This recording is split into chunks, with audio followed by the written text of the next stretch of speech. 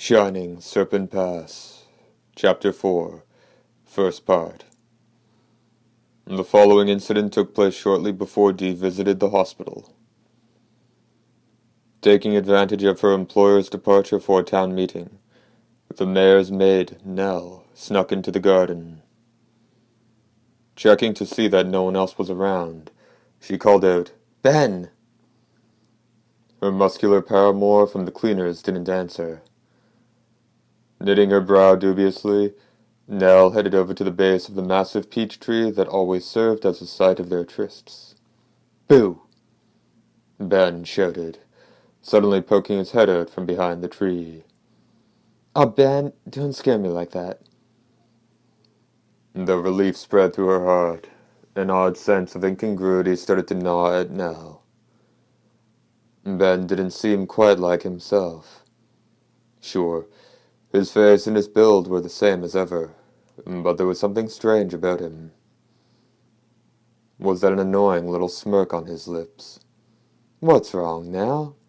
Do I have something stuck on my face or something?" he asked. He sounded just like Ben, too. Nell shook her head. "It's nothing." "Oh, really?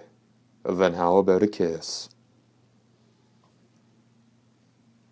And with that he took Nell in his arms before she could resist, and his lips met hers. For a few seconds, the two of them stood fused together like a lone pillar by their firm embrace.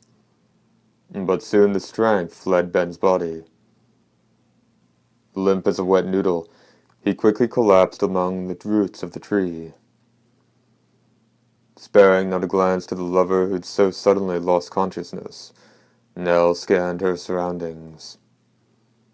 Her countenance remained as sensuous as ever, but there was something inexplicably strange about her expression. When I saw the young buck here slipping into the mayor's backyard, I had a hunch about what he was up to, and it paid off," Nell said, adding, "I should give this little lady a piece of my mind for screwing around while she's on the clock.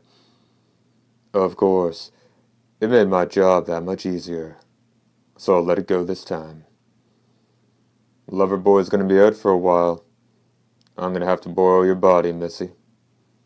And then, after dragging her boyfriend's limp form into the cover of the bushes, Nell reclaimed her prim demeanor and returned to the house with a light gait. On entering the house, Nell quickly locked each and every door. She stood in the middle of the living room with a pensive expression that suggested she was lost in deep thought or grim recollection. But soon she opened her eyes and gave a satisfied nod. "Oh, I see now. There's still another vamp around. And where they're covering this up and making like the girl's not better yet. That'd be a D plan, I bet." She laughed. While the voice was Nell's, the manner was unmistakably that of Pluto the Eighth. But the real question was, what did he hope to accomplish by inhabiting her boyfriend, and then leaping from him to her and rifling through her memories? Nothing at all out of the ordinary around the house, she thinks. Hold everything. She's been told not to go into the cellar without asking permission. Bingo. Then I say we go have us a permission-free peek. Walking softly so Laura wouldn't hear her from the bedroom where she remained in hiding, Nell headed for the cellar door with a shameless grin. It wasn't locked. Pushing the door open, she found a wooden staircase that sank deep into the darkness. Muttering, "Ew, creepy," with unabashed interest, Nell gathered up the hem of her long skirt and slowly stepped into the dark. Power lines and hot water pipes coming all the way from the industrial sector ran the length and breadth of the ceiling. From the center of the cellar, with its walls lined with wooden crates and jugs of fuel, Nell surveyed her surroundings with a deeply suspicious gaze. "Well, nothing out of the ordinary here," said the maid. "Now then, what was the focus of Miss Nell's suspicions?" Her eyes, now charged with an eerie gleam, crept along the floor, walls, and ceiling in rapid succession. Before long, they stopped again at her own feet. Coarsely muttering, "Damn, I just don't get it," Nell folded her arms in deliberation. "Any way you slice it, it's just a plain old cellar." Her eyes began to creep all over the place again, but this time they were infused with an even more tenacious glint. "If I were hiding a switch in the cellar, I'd put it somewhere no one could find it, I reckon." And, saying that, Nell headed to a corner stacked with empty boxes. "No, I wouldn't. I do the exact opposite. The best place a person can hide is in a crowd. And if you had a switch you didn't want anyone to notice, you'd put it where anyone could see it." Swishing the hem of her skirt, Nell headed over to the control box high on the wall. As our Miss Nell recalls, she heard strange voices and the creak of gears around here. Meaning... Her sharp eyes stared at a row of nearly a dozen levers. "Maybe it's this one, the least grimy of the lot." Grabbing one in the middle of the row, Nell gave it a twist to the right. With a harsh creaking, just as the maid recalled, there was a sound of gears meshing. "Whoa!" As Nell cried out, her body swung about in a circle. To be more precise, she was turned completely around when the spot she was standing on pivoted away easily and revealed a circular hole. A wooden ladder stretched down into a darkness far deeper than the gloom of the cellar. So, this must be what made our Miss Nell so suspicious. "Don't worry, dear. Uncle Pluto will find the answers for you now," she chortled. Eyes glittering wildly, Nell went over to the ladder. Checking that no one else was around, she headed down into the new, lower cellar. The ladder was sturdy enough, but the smoothness of the rungs clearly suggested someone had been making frequent use of it now for decades. 50 rungs down, she reached the bottom. Let's see, a switch, a switch. Groping in the dark, her hand soon struck a wall. Finding a small switch, she flicked it on. A feeble light swelled in the darkness. There lay an area so vast it almost seemed as if the whole town would fit inside it. In the very center of that chamber rested a lone box of an unmistakable nature. Though its surface was free of ornamentation, it was clearly a coffin. Anxiously muttering, "It's still morning," to herself, Nell started walking toward the coffin. Hard to believe the mayor of all people would be keeping a monster in his cellar.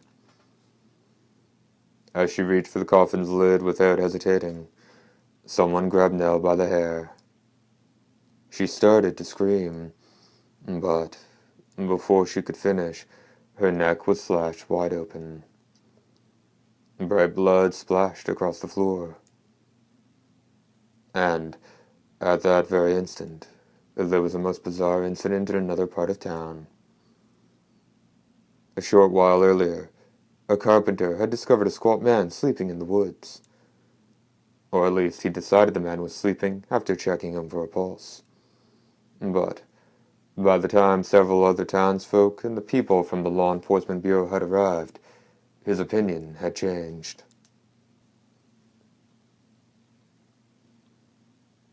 He now believed it to be a corpse. After all, while the man's heart was still beating, he wasn't breathing at all. When it became known the body was that of the outsider who'd accompanied the gorgeous vampire hunter, the site was surrounded by a squawking throng. Why on earth? Went and killed himself. Must have wanted to get even with us for not making him feel welcome in town. And I keep telling you, even though I seen him mixing it up with the locals in my saloon, he just didn't seem the type to do himself in. Heart's beating, but he ain't breathing none. One of the onlookers noted. What good can come of that, I ask you? Good question, said someone from the Law Enforcement Bureau. At any rate, we'll have to put him out of his misery, right? Right you are, said one of the townsfolk with a nod. Good riddance, I say. Finish him off. Will do, one of the lawmen said. Drawing an enormous automatic handgun from his holster, he pointed it at Pluto the Eighth's head.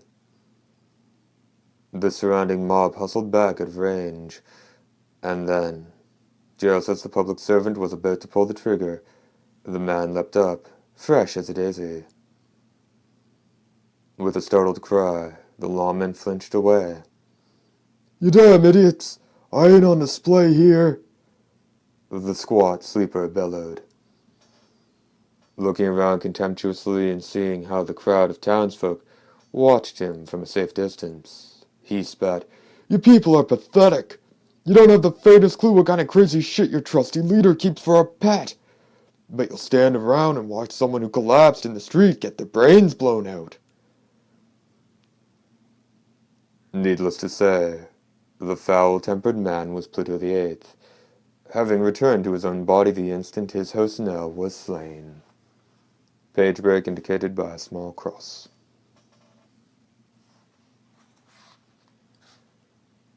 Shortly after Dee watched Laurie write the mayor's name, the hunter left the hospital. Dr. Srugi requested that he stay and talk with the girl a while longer, but Dee replied that business came first. Stepping out the door, Dee was surrounded by 3 figures. Sheriff Hudden and 2 deputies, the very same people he'd gone to see at the Law Enforcement Bureau earlier. All of them were wearing gun belts. Figured you'd be here, creep, the sheriff snarled, rocket launcher in one hand. The other 2 held shotguns at the ready. Seeing their weapons leveled at his heart, Dee asked, You have some business with me. His tone was languid. He was standing in full sunlight. For a creature like a Dhampir, descending in part from the nobility, the conditions couldn't be worse for doing battle. You want to know if we got business. What did you think, we came here to take you out for a drink? Said one of the deputies. For a freaking outsider, you got some nerve. I don't care if you're a Dhampir or whatever the hell you are. You're out of line. We're going to give you a nice, long lesson in what happens when you threaten the sheriff in his own town. I've got a full day tomorrow before my time's up. Can't this wait until then? Are you nuts?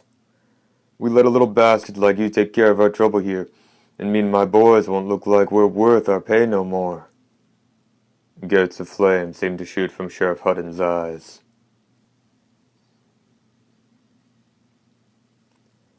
His rocket launcher was set to discharge all its chambers in a single shot. He had only to push the button, and 7 pencil missiles would blast the beautiful hunter into unrecognizable scraps. Seeing that a fight was unavoidable, Dee asked softly, Are we going to do this here? Now that's what I like to hear. I'm impressed you ain't trying to make a run for it. Of course, we're still gonna make you pay for coming off so damn tough. The older of the 2 deputies muttered, swinging the end of his shotgun to indicate an alley that was dark even by daylight. Meeting the flames of hatred focused on him like a blowtorch with his ever-frosty demeanor, Dee asked, Ready to make your move? You first. Each standing 10 feet away, The two deputies braced their shotguns. They'd taken up positions that calculated to be well beyond the reach of Dee's longsword. No matter what move he might try to make, their shotgun should prove faster than his sword. Their guns already had the first shell in the chamber. The tension was rising by the second. A lone invader ivy bush grew from the ground by Dee's feet. Because it had an amazing knack for propagation, exterminating this weed was of the utmost importance, but efforts toward that end never went well. Every time someone thought they had it beat, it would put forth a new shoot within 3 days, if even part of its fine root structure remained, and it took less than 3 weeks for it to reach maturity. Though it had no blossoms, it displayed the greatest determination to live, and it spread everywhere from the colder regions to the greener belts. Dee's right hand reached for one of its branches. It was a graceful movement that kept the tense lawmen from putting any more pressure on their trigger fingers. Effortlessly snapping the plant off at its root, Dee waved it at the men like a great green wad of cotton candy. "Come on." "You got it," they shouted, squeezing the triggers with the brute strength their delight lent them. With the gravest of roars, each weapon released 36 pellets. 72 balls of shot loosed in a sheath of flame at Dee's chest. One can't help but wonder if the two men saw the flash of green that seemed to sweep the hot lead away a split second before it was due to strike. Tiny lead balls plunked down on the crushed stone road, and the two deputies felt the chill of the blades sinking into their skulls. Surely neither of them would have believed he could use the invader ivy leaves and branches to knock the flying buckshot out of the air. Still brandishing his blood-stained sword, Dee said to the rocket launcher-packing giant, "Come on." The giant trembled. The murderous implement under his arm had become a mere chunk of iron that offered no security at all. What guarantee did he have that a man who could knock buckshot out of the air with a branch couldn't turn his own missiles back on him? Imagining himself caught in a burning white flash that would reduce him to bloody chunks sailing through the air, the sheriff grew pale. "How about it?" the hunter said. "You've already got your weapon out." Hudden had no choice but to go through with it. But no matter what weapon he had, he didn't think it would save him from the hunter's sword. The sheriff felt the Grim Reaper brushing the nape of his neck. At that moment, Dr. Srugi came running into the alley in great haste. Instantly realizing what was going on, he stepped between the two of them and turned to Dee. "Please, just stop," the physician said. "There's been entirely too much killing already. If you kill the sheriff, then you really will have to leave here, even if the mayor couldn't do anything about it."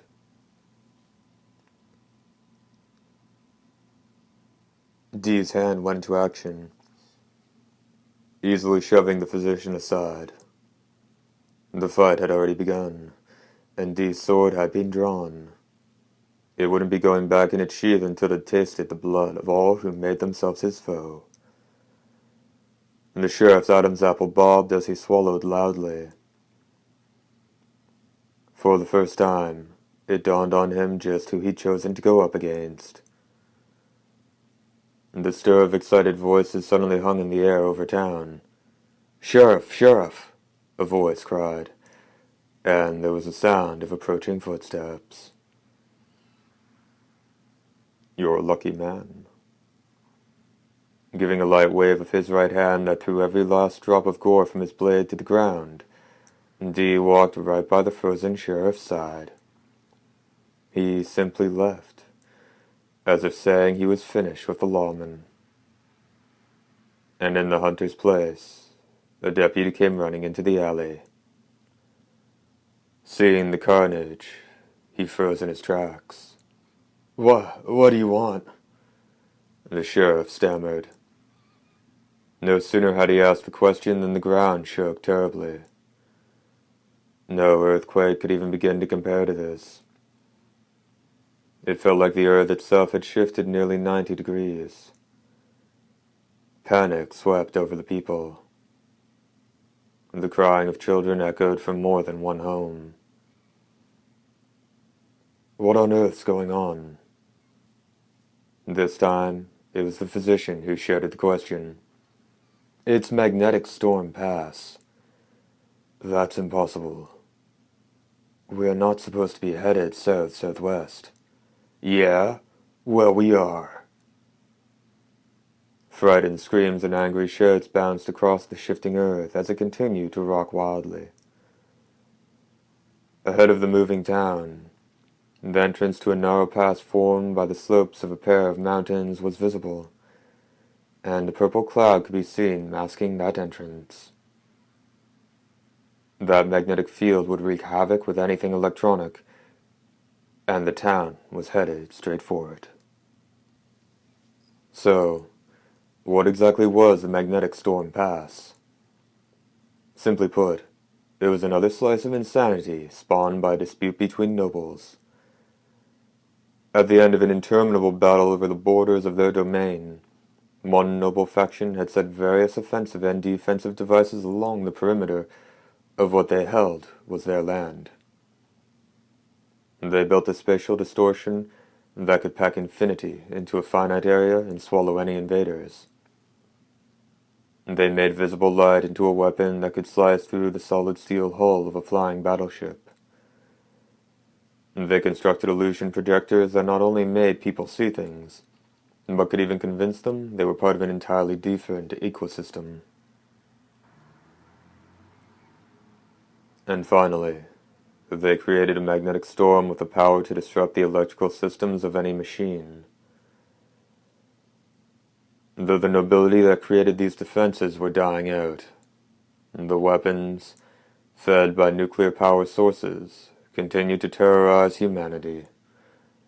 And it was one such deadly device that had its lair in the very pass the town was now rushing toward. That's odd. The warnings aren't sounding. Warnings be damned. There's no way in hell our route should be taking us through there. A voice bellowed angrily out on streets where darkness and light intermingled seductively. Purple bolts of lightning zipped down the lightning rods.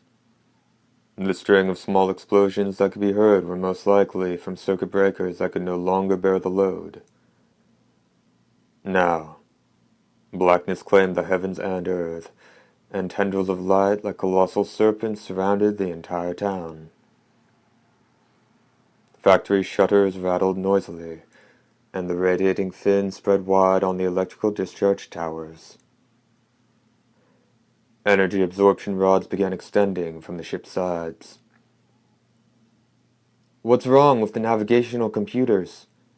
shouted someone in the underground control room. "There's nothing wrong with the computers." Another voice replied shrilly. "But we're way off course. Someone put in bad data, I tell you." "Damn it! Who in blazes could have done that?" Page break indicated by a small cross. Grains of sand and small pebbles struck Dee and Dr. Surugi's cheeks. "This doesn't look good. Doctor, you'd better hurry home. Come to mention it, so should you," the young physician replied. "It's a long way back to my quarters. I'll walk you there." Dee looked at the physician's face, and then he casually started to walk away. Dr. Surugi followed right behind him. Lightning raced across the earth, thin, wriggling threads of it. Spraying sand, flinging stones, the lightning wrapped around a gatepost and gave off a shower of sparks. The dazzling display of light made Dee look like white-hot metal. Along the town's sides, the energy absorption rods were also catching the lightning. It would be sent to the nuclear reactors via transformers. Tasting untold bounty for the first time in ages, the reactors showed their satisfaction with their rising, pale blue flames. Dee continued silently down the street. Serpents of light raced all around him, raising their heads menacingly at the hem of his coat and spitting fire. "I'm going back," the physician said from behind him. "Not because I'm getting scared or anything. Oh, I'm scared, all right. But I realized at present we really can't afford to have me getting hurt." Dee nodded. Bowing and excusing himself, the physician did an about-face. Just above him, there was a flash of silvery light. A bolt of lightning that was about to strike his head was split in half, and the fragments twitched on the ground. Completely oblivious to what had happened, Dr. Tsurugi raced off. Again, the town shook. A phosphorescent flash engulfed an electrical discharge tower, and flames shot from its base. Flashes of electricity zipped from the ground in the industrial sector. The energy absorption circuits had surpassed their capacity. Absorption and discharge. Both methods had reached their limits. Dee had noticed that the town's course had changed. There was no way a navigation system governed by a number of computers working in concert would plot a course that took them right through the middle of a magnetic storm. Some outside agent had adjusted it. But why? Where on earth were they taking the town? Those were questions best put to the mayor. Dee stopped in his tracks. A man staggered from the path that ran beside a house. He was clutching at his throat. This was no victim of electrocution. Dee's eyes glittered at the sight of his oddly pale skin. Turning around, Dee went across the street. The man collapsed on the spot. An especially massive electricity snake wriggled down the street. Dee sprinted. The shining serpent sank into the man's midsection. Black smoke rose from him, and the stench of burning flesh pervaded the area. His charred corpse rolled into the street. Lightning coursed at Dee from all sides, only to be sundered by silvery flashes. As Dee was about to take a step forward, the smoking black mass suddenly moved. Bracing himself with his arms, he slowly raised his torso. Needless to say, his hair and clothes were singed, and his face was burnt to a crisp. And bits of sizzled cloth and hair rained down on the road. And the man was getting up. And there were many creatures that could be jolted with 50,000 volts, and not be the worse for wear. The nobility was one of them. It seemed this man was infected with the disease. A red cavity opened in the lower half of the blackened face.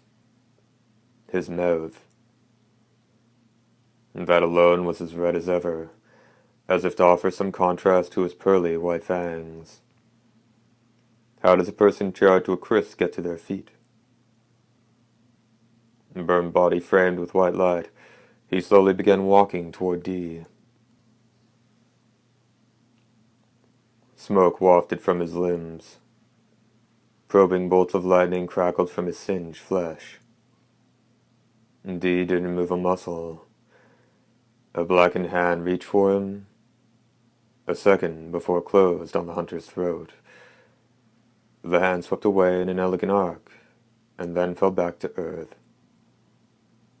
Dee seemed to listen for the thunk of it hitting the ground.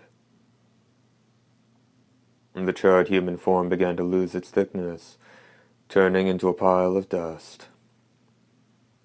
In the blink of an eye, the gusting winds had scattered the remains far and wide. This was the second case of the vampire infection. However, simply just because a person had turned into a vampire didn't necessarily mean they would crumble like ash when true death claimed them. The degree of corruption their body manifested depended entirely on how long it had been since they'd been made a servant of the nobility. A person who'd spent 3 days in their service would leave a rotting corpse. Given 2 weeks, the flesh would melt from their bones. If more than a year had passed, then they might be reduced to dust. In death alone, they would be bound by the same rules as the living. What had just occurred to the corpse of this vampirized individual simply wasn't possible. Or was this a case where his transformation into one of the nobility had long been concealed? No. That wasn't possible either. This was an entirely new disease. Perhaps it should have been called nobilization syndrome.